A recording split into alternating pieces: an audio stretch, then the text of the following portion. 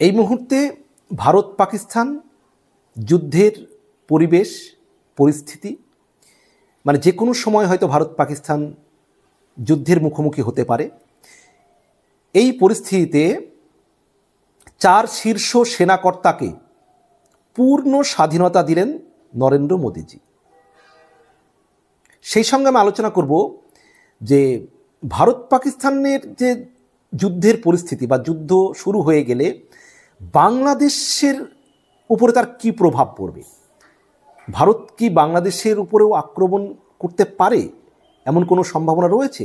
সেটাই আমি আজকের ভিডিওতে আলোচনা করব। যা করতে হয় করুন, বৈঠকে 4 শীর্ষ কর্মকর্তাকে পূর্ণ স্বাধীনতা দিলেন নরেন্দ্র মোদীজি। এবং বৈঠকে ছিলেন রাজনাথ সিং এবং নিরাপত্তা উপদেষ্টা অজিত দোভাল। প্রধানমন্ত্রীর বাসভবনে যখন এই বৈঠক চলছিল, সে সময় স্বরাষ্ট্র মন্ত্রকের শীর্ষ কর্তাদের সঙ্গে বৈঠক করছিলেন কেন্দ্রীয় স্বরাষ্ট্রমন্ত্রী অমিত শাহ।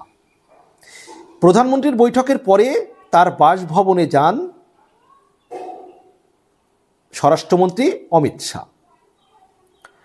পহেলগাঁও হামলার জবাব কিভাবে দেওয়া হবে, কোন সময় কোন লক্ষ্যে আঘাত হানা হবে তা স্থির করবে ভারতীয় সেনাবাহিনী। মঙ্গলবার নিজের বাসভবনে জরুরি বৈঠকে বসে সেনাবাহিনীকে এই বিষয়ে পদক্ষেপ করার পূর্ণ স্বাধীনতা দিয়েছেন প্রধানমন্ত্রী নরেন্দ্র মোদীজি। এমনটাই সূত্র মারফত জানা যাচ্ছে এবং পিটিআই জানিয়েছে যে ভারতীয় সেনাবাহিনীর উপর তার পূর্ণ আস্থা রয়েছে বলেও বৈঠকে জানিয়েছেন প্রধানমন্ত্রী। অর্থাৎ ভারতের প্রধানমন্ত্রী নরেন্দ্র মোদীজি সেনাবাহিনীর 4 শীর্ষ যে কর্তা, শীর্ষ সেনাকর্তাকে একেবারে পূর্ণ স্বাধীনতা দিয়েছেন যে যুদ্ধ করার ব্যাপারে কি সিদ্ধান্ত নেবে, কোন সময় কিভাবে তারা আঘাত হানবে, পূর্ণ স্বাধীনতা মোদীজি সেনাকর্তাদের দিয়ে দিয়েছেন। অর্থাৎ একবার ফ্রি হ্যান্ড দিয়ে দিয়েছেন যে কীভাবে আক্রমণ করবে, কখন আক্রমণ করবে, যুদ্ধের কি কৌশল হবে, কি পরিস্থিতি হবে, পূর্ণ স্বাধীনতা নরেন্দ্র মোদীজি একেবারে দিয়ে দিয়েছেন সেনাবাহিনীকে। আজকে বুধবার, গত মঙ্গলবার নিজের বাসভবনে জরুরি বৈঠক ডেকে, অর্থাৎ আজকে হচ্ছে বুধবার আমি ভিডিওটি করছি, আর গতকাল মঙ্গলবার প্রধানমন্ত্রী তার বাসভবনে জরুরি বৈঠক ডেকে সেনাকর্তাদের একেবারে পূর্ণ স্বাধীনতা দিয়ে দিয়েছেন। এখন এই যে যুদ্ধের এই পরিস্থিতি, আর একটা খবর যেটা খুবই সোশ্যাল মিডিয়ায় দেখছি, যে পাকিস্তানের সেনাকর্তা, সেনা অফিসার, সৈন্যদের মধ্যে এই ভারত পাকিস্তান যুদ্ধের যে আবহাওয়া, যে পরিবেশ পরিস্থিতি সৃষ্টি হয়েছে, এর ফলে সেনাবাহিনীতে পদত্যাগের একটা হিড়িক পড়ে গিয়েছে। যুদ্ধের যে পরিস্থিতি হতে পারে সেই জন্য অনেকেই প্রাণ ভয়ে চাকরি ছেড়ে চলে যাচ্ছে, পাকিস্তানে চাকরি ছাড়ার হিড়িক পড়ে গিয়েছে, এরকম একটা খবর খবর পাওয়া যাচ্ছে। এখন সত্য মিথ্যা সেটা আলাদা কথা, কিন্তু এই ধরনের খবর কিন্তু সোশ্যাল মিডিয়ায় ব্যাপকভাবে পাওয়া যাচ্ছে, দেখা যাচ্ছে। এখন বাস্তবিক কী পরিস্থিতি সেটা একেবারে তথ্য প্রমাণ সহ যেহেতু আমরা বলতে পারছি না, কিন্তু এ ধরনের খবর কিন্তু পাওয়া যাচ্ছে যে পাকিস্তানে সেনারা যুদ্ধের ভয়ে চাকরি ছাড়ার একটা হিড়িক পড়ে গিয়েছে পাকিস্তান সেনাদের মধ্যে, যে ভারত যে কোনো সময় আক্রমণ করতে পারে সেই ভয়ে। আরেকটা দিকে আমি বলবো যে ভারত পাকিস্তান যদি যুদ্ধ বেঁধে যায়, তার প্রভাব বাংলাদেশের উপরে কতটুকু পড়তে পারে। দেখুন, বাংলাদেশের উপরে যুদ্ধের কি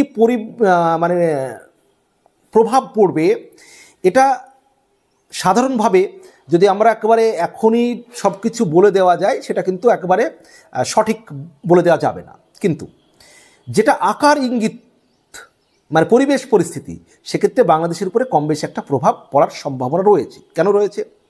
কারণ এই যে কাশ্মীরের পহেলগাঁওয়ে যে হামলা হয়েছে, এই হামলার পরে আপনি কাশ্মীরের যে পহেলগাঁওয়ে যে হামলা হয়েছে, এই হামলার পরে আপনি বাংলাদেশের যে আইন উপদেষ্টা আসিফ নজরুল, তার ভূমিকাটা দেখুন তো। আসিফ নজরুলের তিনি একটি পোস্টকে শেয়ার করে যেভাবে বক্তব্যটাকে সমর্থন করছেন, যে এই যে পহেলগাঁও হামলার পিছনে মানে কৌশলে ঘুরিয়ে তিনি নিরাপত্তা উপদেষ্টা অজিত দোভাল সাহেব, স্বরাষ্ট্রমন্ত্রী অমিত শাহকে, তাদেরকে কোনো না কোনোভাবে এই যে মানে এই হামলা হয়েছে, এই হামলার যে ব্যর্থতার দায় তাদের ঘাড়ে চাপিয়ে দিতে চাইছেন। এমনকি যে তারা না জেনে কোনো অস্ত্র গেল কি করে, কেউ কোনো হামলাদার সেখানে পৌঁছালো কি করে, এই ধরনের প্রশ্ন আসিফ নজরুল তুলছেন। অর্থাৎ এই যে হামলা হয়েছে জঙ্গি হামলা, সেই জঙ্গি হামলাকেও তিনি কোনো না কোনোভাবে মানে তার মতো করে ব্যাখ্যা করতে চাইছেন, বিশ্লেষণ করতে চাইছেন। তাহলে এই রকম পরিস্থিতি যখন আবার বাংলাদেশের উপদেষ্টারা একের পর এক ভারত বিরোধী বক্তব্য দিয়ে গিয়েছে, ভারতের ম্যাপ তারা কখনো কখনো নিজেদের ম্যাপের মধ্যে ঢোকাচ্ছে বেশি করে, যে বাংলাদেশ এই জায়গাগুলো দখল করে নেবে। এখন এই পরিস্থিতিতে ভারত পাকিস্তান হয়তো যুদ্ধ বাঁধলে, পাকিস্তানে এখন যে সরকার রয়েছে এরা তো পাকিস্তানপন্থী, অতএব তারা যদি পাকিস্তানকে সহযোগিতা করতে চায়, তারা যদি পাকিস্তানের পক্ষ নেয়, স্বাভাবিকভাবেই ভারত তো তখন বাংলাদেশকে ছেড়ে কথা বলবে না। বাংলাদেশের এখন যে সরকার তারা তো পাকিস্তানপন্থী, তারা যদি পাকিস্তানকে সহযোগিতা করতে চায়, ভারতের বিরুদ্ধে তাদের মাটি ব্যবহার করতে দিতে চায়, তখন কি ভারত চুপ থাকবে? তখন তো ভারত বাংলাদেশের উপর আক্রমণ করার ছাড়া বিকল্প কোনো পথ থাকবে না।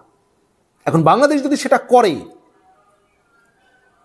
ভারতের বিরোধিতা, পাকিস্তানের কাছে আরও ঘেঁষাঘেঁষি, আর এইভাবে উপদেষ্টারা যদি ভারত বিরোধী বক্তব্য দিতে থাকে, এই ধরনের পহেলগাঁওয়ের মতো হামলাকে নিয়ে তাও যদি কোনো না কোনো কৌশলী বক্তব্য রাখা শুরু করে, মানে ভারতকেই দায়ী করে বিভিন্নভাবে, তাহলে ভারত পাকিস্তান যুদ্ধের প্রভাব কিন্তু তখন বাংলাদেশে গিয়েও পড়বে।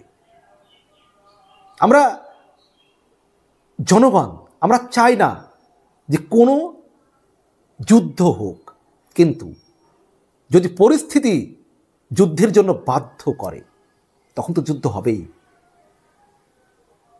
নিরীহ মানুষদের এইভাবে মেরে চলে যাবে, এটা একটা দেশ তো মেনে নিতে পারে না। আজকে ভারতের নাগরিকদের এইভাবে মেরে যাবে যারা জঙ্গি, তাহলে তাদেরকে কিভাবে ছাড়বে? আর তাদেরকে শাস্তি দেওয়ার জন্য যুদ্ধ করতে হলে ভারতকে যুদ্ধ করবে না যুদ্ধ। আমরা যুদ্ধ চাই না, কিন্তু পরিস্থিতি বাধ্য করলে ভারতকে তো যুদ্ধ করতেই হবে। আর বাংলাদেশ যদি মনে করে, বাংলাদেশ বলতে বাংলাদেশের এই অবৈধ অসাংবিধানিক সরকার যদি মনে করে যে তারা পাকিস্তানকে সমর্থন করবে, পাকিস্তানের পাশে দাঁড়াবে, তাহলে তার দায় তাদেরকেও বহন করতে হবে। এ বিষয়ে আপনাদের কি মন্তব্য রয়েছে অবশ্যই জানাবেন। ভালো থাকবেন, সবার জন্য শুভকামনা।